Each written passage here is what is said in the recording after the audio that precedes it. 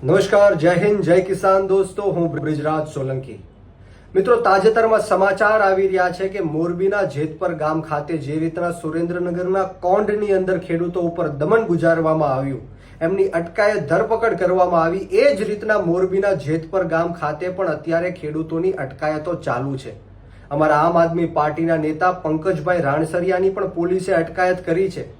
આ જે વીજ કંપનીઓ છે, ખાનગી કંપનીઓ છે, એ ભાડાની પોલીસ મોકલીને આ જ ખેડૂતોના ખેતરમાં જઈને ગેરકાયદેસર રીતના વળતર આપ્યા વગર થાંભલાઓ નાખવાનું કામ કરે છે. અને જ્યારે ખેડૂતો એમની માંગ સાથે પહોંચ્યા હતા, એમની વાત સાથે પહોંચ્યા હતા અને અમારા આમ આદમી પાર્ટીના નેતાઓ પણ પહોંચ્યા હતા, ત્યારે આ જ ગુલામ અને ભાડાની પોલીસે એમની અટકાયત કરી, એમની ઉપર દમન ગુજારવામાં આવ્યું, એમના ટીંગાટોળી કરીને એમને જેલમાં નાખવામાં આવ્યા. મિત્રો, ક્યાં સુધી આ અન્યાય અને અત્યાચાર આપણે સહન કરશું?